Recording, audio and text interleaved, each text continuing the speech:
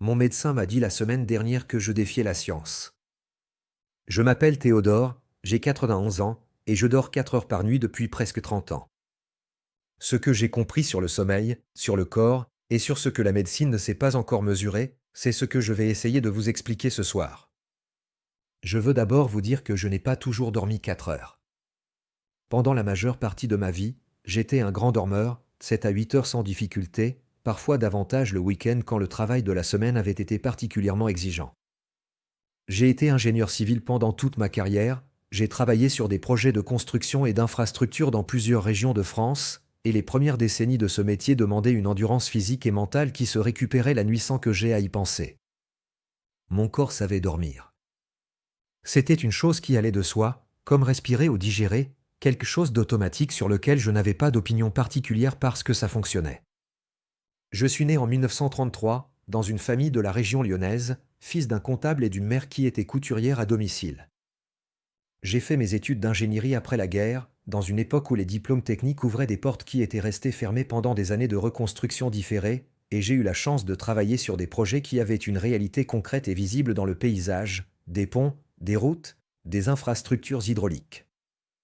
Ce type de travail, qui laisse quelque chose de tangible derrière lui, quelque chose qu'on peut montrer à ses enfants en disant voilà, j'ai participé à faire ça, m'a donné une satisfaction que je n'aurais peut-être pas trouvée dans un travail de bureau sans résultat visible. J'ai été marié pendant 56 ans à Thérèse, qui est décédée en 2012. Nous avons eu 3 enfants, 7 petits-enfants, et j'ai maintenant des arrière-petits-enfants que je connais mieux que je ne l'aurais espéré parce que mes enfants ont été attentifs à maintenir ces liens-là vivants, ce dont je leur suis reconnaissant. Je vis seul depuis la mort de Thérèse dans un appartement de taille raisonnable, j'ai encore ma voiture même si je ne conduis plus la nuit par prudence, et je me rends à mes rendez-vous médicaux sans assistance, ce qui à 91 ans est une chose que je ne prends pas pour acquise. Le changement dans mon sommeil a commencé aux alentours de mes 62 ans, donc vers 1995. Il n'est pas arrivé brutalement. Ce sont les changements progressifs qui sont les plus difficiles à identifier au moment où ils se produisent, parce qu'il n'y a pas d'événement déclencheur précis à pointer du doigt, pas de nuit où on se lève 6 heures trop tôt et où on sait que quelque chose a changé. C'est une lente transformation, un glissement, les nuits qui raccourcissent d'abord de façon imperceptible, 20 minutes de moins ici, 1 heure de moins là, jusqu'au point où en faisant le bilan on réalise qu'on dort régulièrement 5 heures là où on en dormait 8 auparavant. J'ai consulté pour ça, bien entendu. C'était le réflexe naturel d'un homme de ma génération qui avait été bien dormi pendant 60 ans et qui observait soudainement une anomalie dans quelque chose de fondamental. Mon médecin de l'époque m'a examiné, m'a posé des questions, m'a prescrit des analyses et des examens pour écarter les causes médicales évidentes. Rien de particulier n'est ressorti. Il m'a parlé des changements du sommeil liés à l'âge, qui sont réels et documentés, m'a dit qu'il était normal de dormir moins avec les années, et m'a proposé si j'en éprouvais le besoin une aide médicamenteuse légère pour faciliter l'endormissement ou prolonger les nuits. Je n'ai pas pris des médicaments. Pas par principe antimédical, j'ai un grand respect pour la médecine et je prends les traitements qui me sont prescrits quand ils correspondent à des besoins réels. Mais il y avait quelque chose dans cette situation particulière qui me demandait d'observer avant d'intervenir. Et ce que j'observais, c'est que malgré ces nuits courtes, je ne me sentais pas mal. Je ne me sentais pas reposé au sens où je l'avais connu pendant des décennies, ce sentiment d'avoir dormi profondément et d'être prêt pour la journée. Mais je ne me sentais pas non plus dans l'état de détérioration que j'aurais attendu d'un manque de sommeil chronique. Je fonctionnais. Mon cerveau fonctionnait. Mon corps fonctionnait.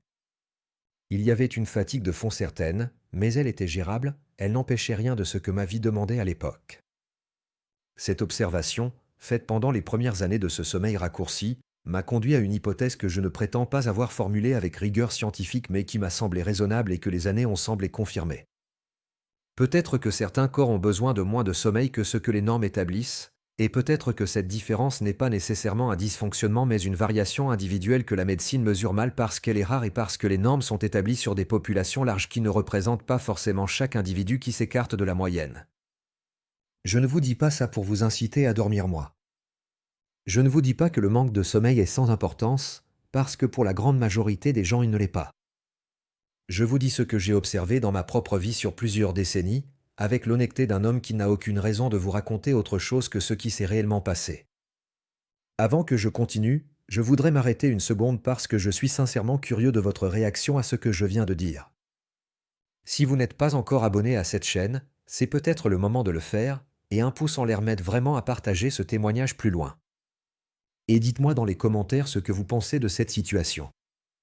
Si vous croyez que mon corps s'est simplement adapté à quelque chose d'inévitable à mon âge, écrivez adapté, et si vous pensez qu'il y a quelque chose de plus profond dans ma façon de fonctionner qui explique ça, écrivez est différent.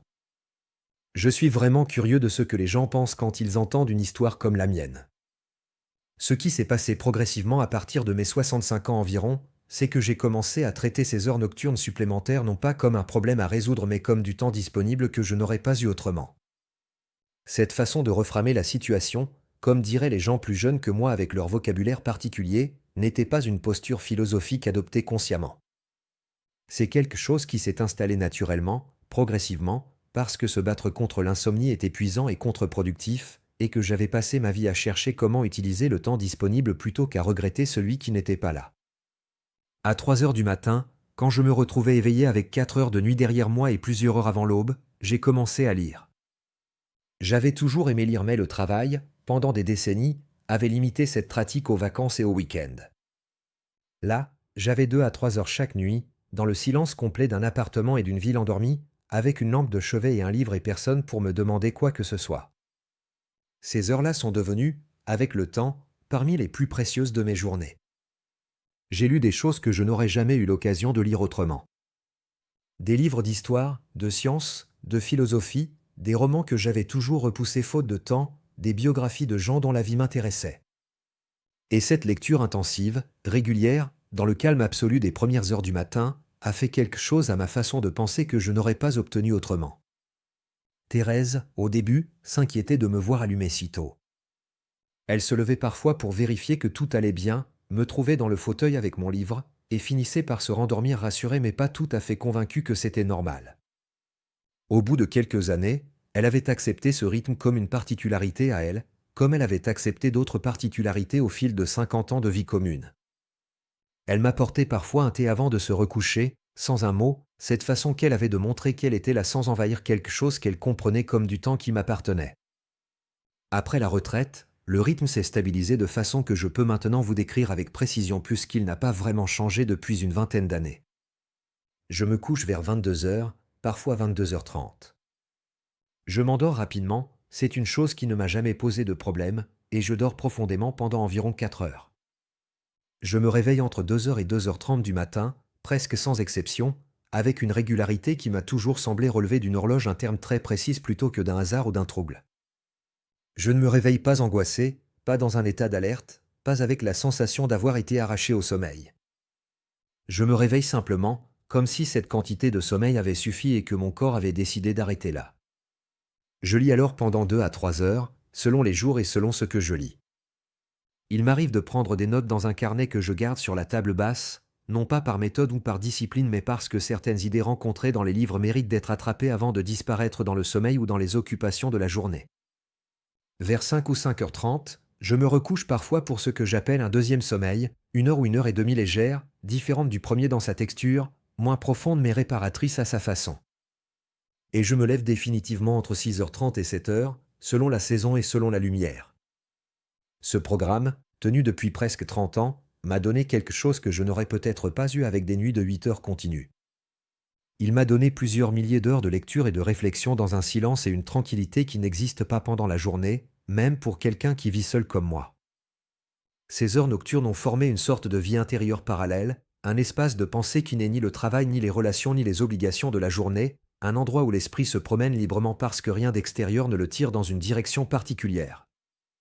Mon médecin actuel, un homme d'une quarantaine d'années qui m'a en charge depuis plusieurs années maintenant, a fait pour mon anniversaire des 90 ans un bilan complet que je lui avais demandé et qu'il avait accepté non sans une certaine curiosité professionnelle.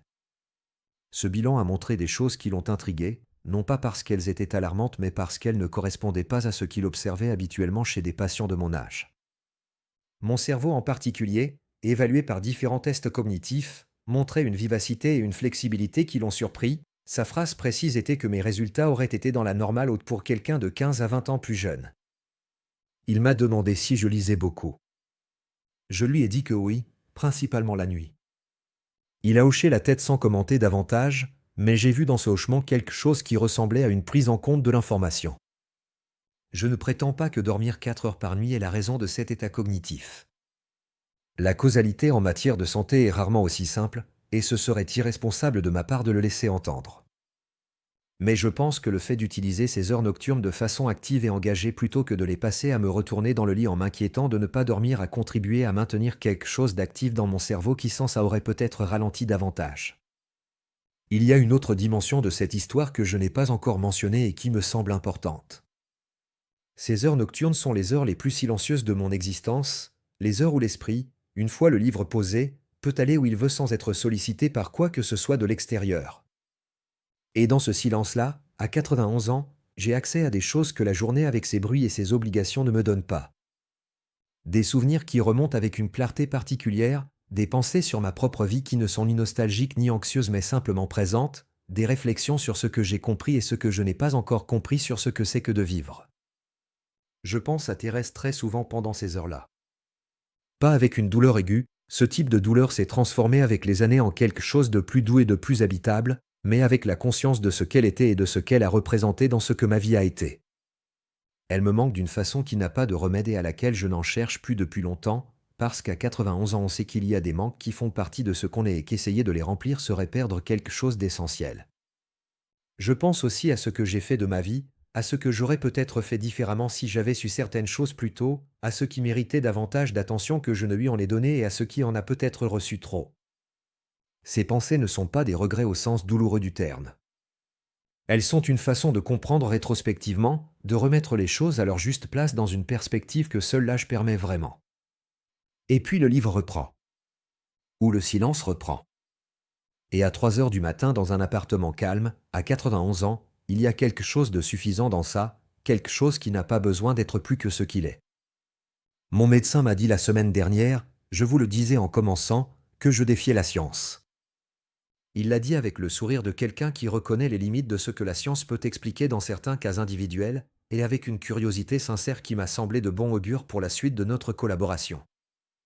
Je lui ai dit que je ne défiais pas la science, que je vivais simplement ma vie avec le sommeil que mon corps m'accordait, et que j'avais trouvé une façon d'habiter ces heures qui me semblaient bonnes pour moi. Ce que je voudrais vous laisser ce soir, si vous avez suivi jusqu'ici, c'est peut-être moins une réflexion sur le sommeil que sur quelque chose de plus large. Les anomalies dans nos vies, les choses qui ne correspondent pas aux normes et aux attentes, ne sont pas toujours des problèmes à résoudre. Parfois elles sont des caractéristiques à comprendre et à habiter. Parfois ce qui ressemble à un dysfonctionnement est en réalité une façon d'être différente qui a ses propres logiques et ses propres ressources, à condition d'être observé avec curiosité plutôt qu'abordé avec l'anxiété de quelqu'un qui cherche à retrouver la norme au plus vite. À 91 ans, je me lève à 2 heures du matin, j'allume ma lampe, j'ouvre un livre, et je suis là, entièrement là, dans le silence de la nuit. Il n'y a peut-être pas grand-chose de plus à expliquer que ça. Si cette histoire vous a donné quelque chose à penser ce soir, un pouce en l'air m'aide vraiment à la faire voyager vers d'autres personnes qui vivent peut-être quelque chose de semblable et qui ont besoin d'entendre qu'on peut fonctionner autrement que la norme sans que ce soit forcément une catastrophe. Et si vous n'êtes pas encore abonné à cette chaîne, restez avec nous, parce qu'il y a d'autres témoignages à venir qui méritent d'être entendus. Il y a aussi une autre vidéo ici que je vous recommande, elle parle d'un homme de 91 ans dont le corps va mieux qu'à 60 ans et qui explique ce qu'il a fait différemment pendant des décennies, une histoire qui rejoint la mienne dans ce qu'elle dit sur la façon dont certains corps défient ce qu'on attendrait d'eux, et pourquoi. Prenez soin de vous, même si votre façon de prendre soin de vous ne ressemble pas exactement à celle des autres. Théodore.